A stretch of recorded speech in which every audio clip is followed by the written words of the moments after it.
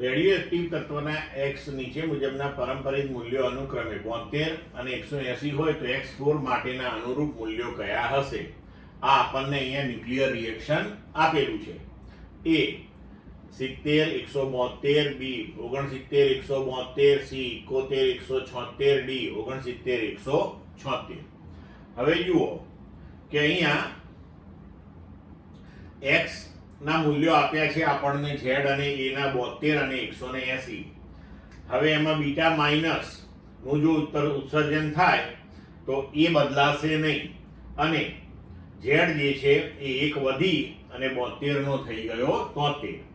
એના પછી આલ્ફા પાર્ટિકલનું ઉત્સર્જન થાય છે. તો આલ્ફા કણ એટલે કે હિલિયમ એટલે 2He4. તો z માં 2 નો ઘટાડો થયો અને e માં 4 નો ઘટાડો થયો. એટલે આપણને હવે x2 મળ્યું 71 176.